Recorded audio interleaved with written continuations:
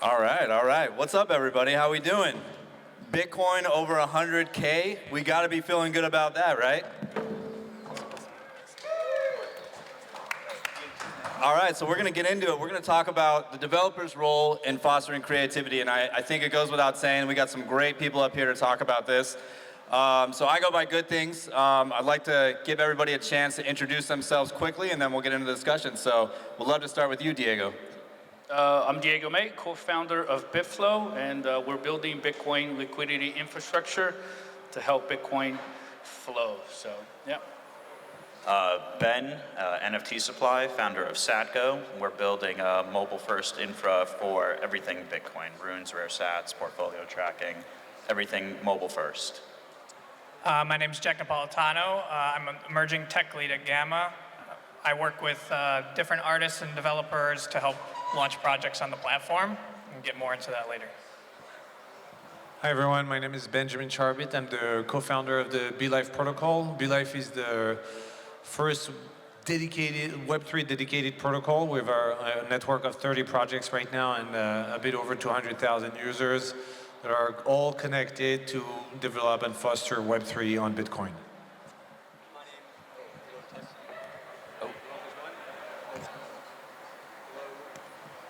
Is this one? Okay, no, we're good. My name's Jesus Nahara, or Zeus, and I run a Bitcoin and Bitcoin L2 engineering and security firm. So anyone that's looking out there for any development work in script, Rust, security, I'm your guy. Awesome. Well, yeah, I want to start off with just a quote from a gentleman named Neil Gaiman. He said, "Technology is the ability to create, and art is the ability to make that creation meaningful." So with that said, I want to get into kind of like what you guys do and how you think about how the technical folks, the engineers, the people who are building infrastructure, the people who are building platforms, how you're helping to enable that creation to happen and making Bitcoin more meaningful. So just a general question to everybody, like, why do artists need engineers? And it's a very general question, but I want you guys to kind of think about that and yeah, get the discussion going. Yeah, I can jump in. This is really relevant to my day-to-day. One of the things we do at Gamma, obviously, is we are a creator launchpad. So when it comes to launching projects, you want the most seamless, click and go type of experience. But on Bitcoin and getting more creative, it's not always that simple, especially with the unique tools that the Ordinals protocol provides people, whether it's recursion or different endpoints. You need somebody who can really step in and lend a hand for these creators and artists who want to take advantage of these different technical implementations. So one of the things I do day to day is I sit down with artists, in quotes, on Discord, and we'll either have a call or we'll just be typing, and I'll help them, implement recursive stuff in their art, whether it's combining images after they're inscribed or learning how to use the recursive endpoint or like making sure things size properly when you're on all the websites instead of like being a fixed size that's going to look goofy. One of the funny ones is people always send me like 24 by 24 pixel art in like 200 by 240 resolution. I'm like, you only need 24 pixels up and down here. So it's kind of interesting.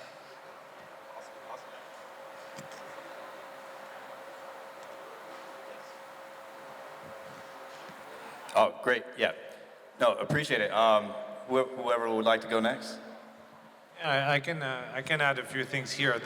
To me, it's really that artists are always full of creativity and they just want to be able to express their vision regardless of the constraints, but they have to deal with all of these constraints. I was a video game developer before, and that was exactly what we had to deal with all the time. And I think it's even more important once we decided to build on the blockchain, and even worse, we decided to build on Bitcoin, which is probably it's like, you can see it as this beautiful Canva, but it's extremely complicated to use, it has a lot of constraints. So none of this can happen without the very strong collaboration between engineers and artists. And this is the beauty, I think, of the Ordinal space since its inception. It's that it has really brought together these two communities, these two personalities. Awesome. All right, to switch it up for the rest of you guys, do engineers need artists? Yeah, so I think that engineers and artists are actually very complementary towards one another. I think that you can make the argument that code is art. I think that the brain works in a very similar way when you're creating something from scratch, whether it's a painting, piece of music, or a video, versus like honestly the way that I look at creating a mobile app. You know, I look at a blank canvas of an app and then I'm creating it based on what I think a great user experience would be. And I think there's a lot of creativity that actually goes into both sides. So obviously, you know, there's the one side, there's two types of engineers also, right? There's front-end engineers and there's back-end engineers, and those brains work very differently. Where, you know, one brain works very strictly and I understand databases and how protocols should work, and then the other is how I understand how a user experience should work. And I think that all are needed, obviously, because at the end of the day, like artists generally, unless you're Billy, you know how to code. And you need people on both sides to be able to bring the art to come to life, and you also need the engineers to make it super easy to onboard the other artists. Yeah, I think an analogy is if you look at music, you got the sound engineer, you got the artist. What's an awesome studio with awesome speakers and mixer without someone singing, right? Or someone coming in with a violin or a microphone or whatever it is. And also, engineers, they tend to try to sell tech and they get stuck on it, right? They look at it, it's simple for them, but they, working with our artists allows us to like step outside our bubble and be like, okay, what can I strip? I made this awesome product, what can I remove to make it user accessible, not only to the artist, but also to the user that's buying the art. So I think that abstraction only happens with this relationship between artists and engineers. Absolutely. Jesus? Yeah, I don't have too much to add because I think the answer to, you know, does one need the other is just simple yes, right? No, absolutely, absolutely. So with that said, there is this like tension between artistic expression and the technical constraints of Bitcoin. And you know, shout out to Casey and Raph and Ordinally, like we saw that kind of get shattered, right, in a way that it hadn't been thought possible with the advent of the Ordinals protocol. But even since the launch of the protocol, we saw things like recursion, parent-child collection provenance, you know, the endpoint, recursive endpoints, like lots of features that weren't there at launch that since then are now, you know, a mainstay. Like people are using recursion every day. Like it's kind of like if you're putting out a new collection, how are you not going to use recursion unless you're just, you know, uploading raw files? So that constraint though is still there with the block size, with the cost of inscribing. How do you guys view how that is, right? Like obviously the fee rate, it fluctuates. Sometimes it's cheaper, sometimes it's not. But what are like the tools and things that you guys are building or that you're seeing that are helping alleviate some of those constraints?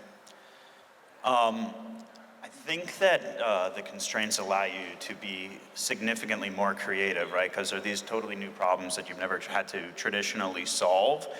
I think that there's like really unique things. Kevin Systrom, the founder of Instagram, has a really good, it's not the All In podcast, it's Lex Friedman.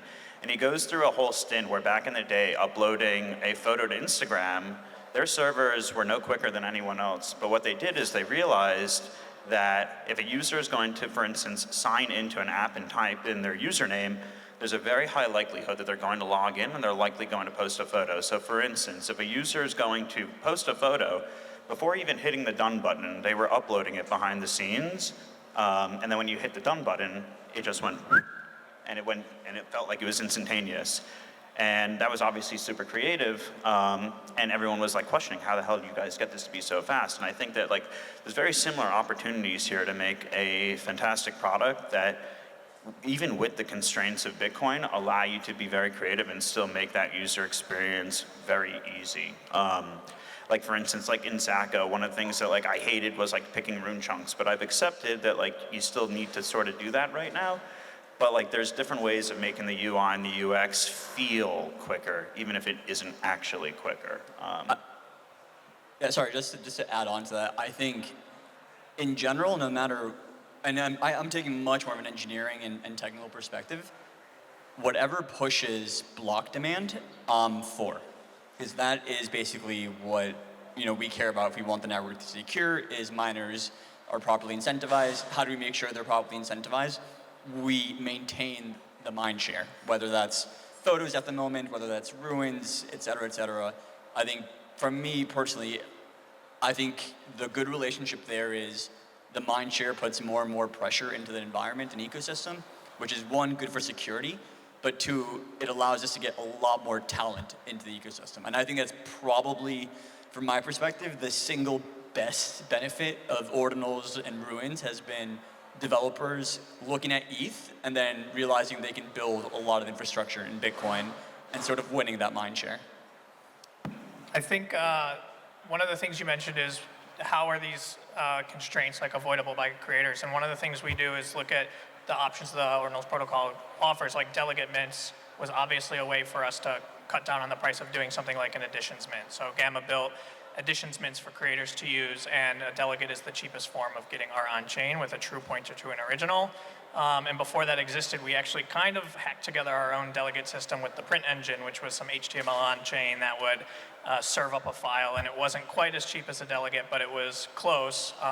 So doing whatever we can to make the process seamless and cheap for creators is kind of our goal. And what I find really fascinating is, when you look at Bitcoin over the past few years, it had a very limited number of innovations, and specifically because, everybody was kind of agreeing in this kind of status quo. But it's when, thanks to Casey, creativity and art were introduced to Bitcoin that all of a sudden the mind share was completely, was truly expanded. And that also, then we saw a lot of engineers coming back to Bitcoin and also starting to think outside of the box, which gave, things like Arch Network or BRC20 that would then try to create stuff without having to change Bitcoin, but thinking a little bit around it, and now we have L2s and sidechains. So it's very fascinating to me to see how you need just a little bit, a drop of creativity to completely change the space. No, 100%. I mean, it is like these, we've seen tons of like sort of these milestones that when they happen, like when Ordinals launched, nobody knew that it was going to be nobody knew it was going to be the runaway success that it was. You look like you want to say something, Zeus. Go ahead. I think one thing in particular that's very interesting about that observation is why it did work now and it didn't before. Because you can give the argument that people have tried storing data on chain multiple times on Bitcoin throughout the years. You can even give the argument of like, whether it's X amount more productive to do it in SegWit or not. But to me, that doesn't change the underlying question of like why the timing happened. And of course, I have my own thesis, but like, I think it's a very interesting question to ask. Yeah, what is your thesis? Yeah, I think mine is very clearly the fact that we normalize that behavior in other blockchains. And so we kind of accepted that it was going to happen one way or another, and then a protocol came along that sort of like re-lifted all the spirits into it, did it in a pretty elegant way. And again, it was just the fact that we had already seen a lot of these applications go on other blockchains that it seemed this time around storing data on chain was accepted a lot more than previous times. Yeah, I also like to look at the macro environment. I'm a millennial, and we came from, I graduated college was just around the 2008 bubble. So they told us to stop eating avocado toast. And now we're finally being able to buy art. But we're also the generation that's adopting Bitcoin at the fastest rate. So it kind of like market going up for 10 years. The adoption of NFTs on Ethereum, I think, was a big thing. And then they said, okay, this didn't work, and I believe in Bitcoin, so what's next? And now this generation is also going to inherit, over $70 trillion over the next 20 years, and they're willing to risk. They're willing to invest into digital art, something that never existed before, because art itself, it was in a gallery, you had curators, it was very elitist. And I think what we're trying to do is democratize the access to the Bitcoin layer so that anybody can come in and participate. And I think that's something that a few years ago was not possible, either because we didn't have money or there was just not enough support to get there.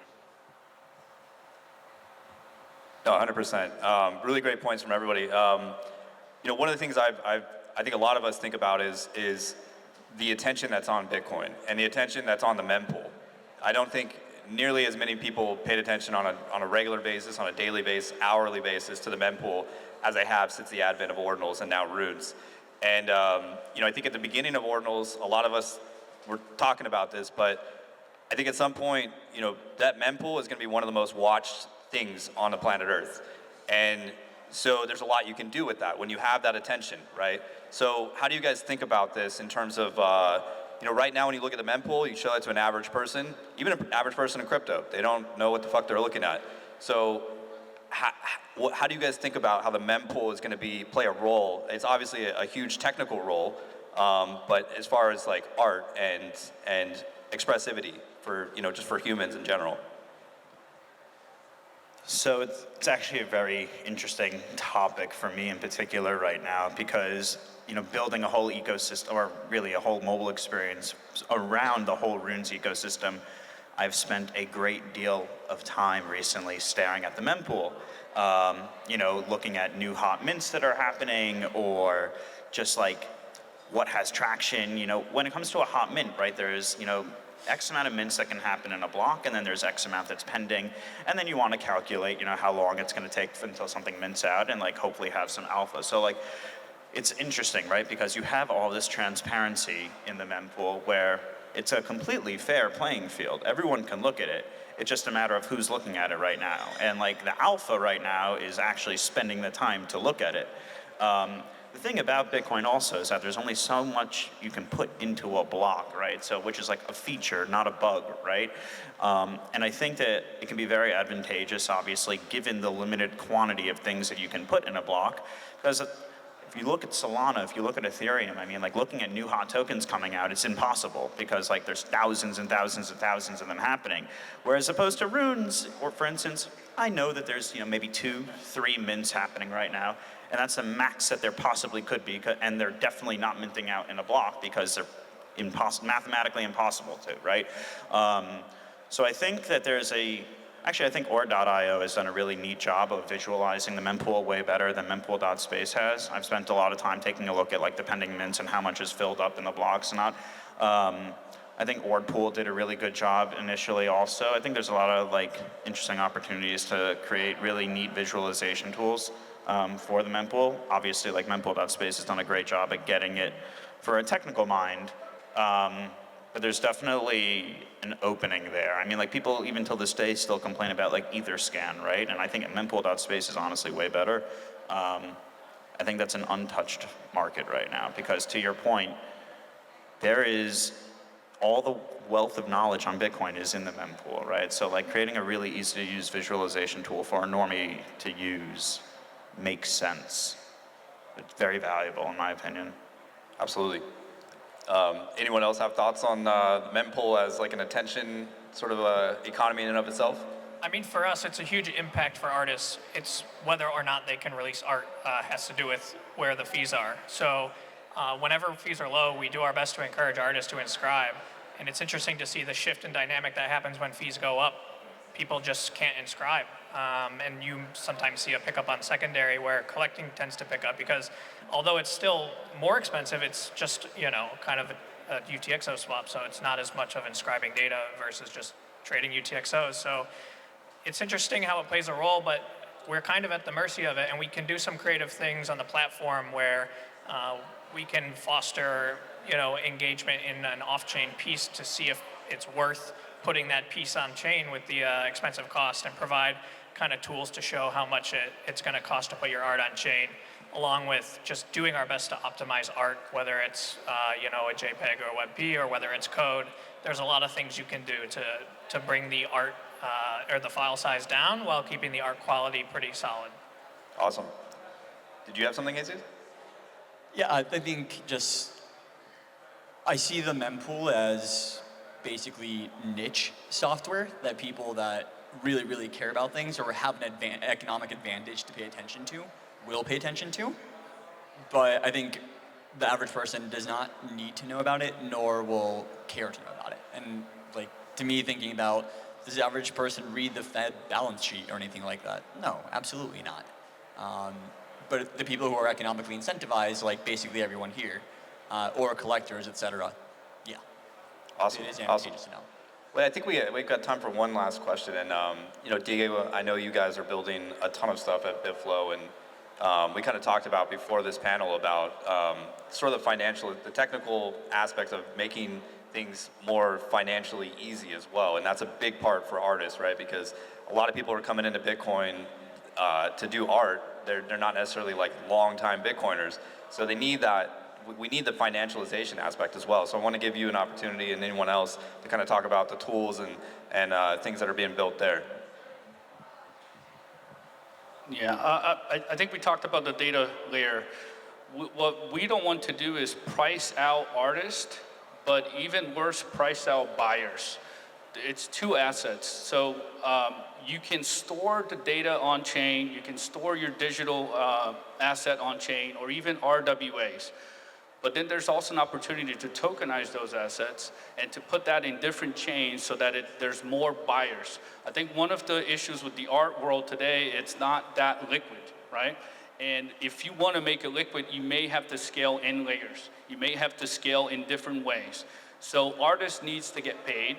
So for us, it's important to think about this fragmented liquidity that's happening now. You have multiple Bitcoin layers, side chains, meta protocols, and there's still 4 megabytes, right? At the end of the day, we need to make it easy for artists to inscribe and save on chain, but we also have to open up to buyers so that they can come in and they can provide financial means to support the artist. And that could be through tokenization, automated royalties, payments, So that is something that doesn't have to happen on layer one, because there's going to be a point that everyone is going to be priced out. Either Bitcoin becomes this elitist chain that only the ones with money or that got in very early can transact, or we open up and we try to democratize as much as possible. With BitFlow, we're focusing on the infrastructure that allows others to build on top. So you got to make liquidity flow. You got to allow people to build other cool products on top. Art-backed lending. A lot of the wealth management firms, they use art as a collateral, and they're not going to wait 10 minutes to transact. They're not going to wait 2 hours. They're not going to pay hundreds of thousands of dollars if they're trying to make this liquid, if they're trying to fractionalize a piece of art. And that can happen on other chains as long as Bitcoin itself is receiving all of those benefits. And I think that's something that we're really focused on. Maybe to take a little step back from the pure technological part, to me, Bitcoin represents the purest form of capitalism. It's supply meets demand, and price is the adjustment variable that reconciles both sides of the equation. And what I find very interesting within the Bitcoin space is that you can't really operate within Bitcoin without understanding some very basic economics concept. And I'm French, so I come from a country that is famously very socialist, where there's a very low level of financial literacy, which probably creates a lot of the issues that we're dealing with on a daily basis over there. But I find it amazing when I see that artists, Ordinals artists, understand those concepts very well. Like just a few minutes before on one of the previous panel, I was listening to Violetta talk about monopoly and inflation mechanism, and this is always very surprising when you see a musician or an artist that has this level of understanding of these mechanisms. So I think this is where Bitcoin is really bringing something very interesting to the world, where basically you can't, because when we say looking at the mempool, it also means understanding the supply and the demand of block space at a single point of time. So I like very much that side of Bitcoin and how it contributes to our society. No, I really appreciate that. And I think this is kind of the end of the panel, but I want to give everybody a quick, 10, 20 seconds. Where can people find you, the projects you guys are working on? And yeah. NFT Supply on Twitter, at NFT Supply. SatGo is at SatGo BTC. Download that, start trading, buying runes, rare sats, portfolio tracking. I think you'll find it to be a really handy tool for having a lot of profitable alpha trades within the ecosystem. Yep, you can find us on Twitter, BLIFE Protocol, BLIFE, for Bitcoin Live, BLIFE Protocol, and we're very present there, very present on Discord and Telegram. Feel free to DM me, Ben_Charbit, if you want to know more. Super happy also I'll be sticking around here and very happy to tell you more about it. Yeah, you can find me at Zeus, at Zeus on Twitter or any of the social media apps. And then my company is also SetDev.com or at SetDevBTC on Twitter. Again, if any of you guys are interested in building a Bitcoin protocol or need a security audit for a protocol, happy to help you out with that. Script is specifically what we do very well. Yep, and you can always find us at gamma.io. The Twitter handle is @trygamma. My personal Twitter handle is jnap18, and I'm always willing to listen to artists or creators who need help learning how to use the Ordinals protocol, how to get art launched, or maybe even try out some recursive endpoints. Anything fun like that, I'm always open ears. Yep, and Diego May on Twitter or BitFlow Finance. If you guys are building other products and you need the liquidity infrastructure, feel free to reach out to us. We're also a DEX aggregator. We have a Runes AMM coming up in a couple weeks. And our goal is just to deliver the best trading experience as possible. It's very clunky right now, and yeah, looking forward to it. Awesome. Well, thank you guys so much. It's been an honor to host you guys on the panel. I go by Goodthings. I host a show every day on Twitter called Everything Ordinals with my partners, English and Polymath. Really looking forward to spending the rest of the week with you guys. We got a party tonight. Shout out to Aaron Inscribing Atlantis, Nick and the Gamma team, and Arthur and Nolcha shows. It's been a pleasure.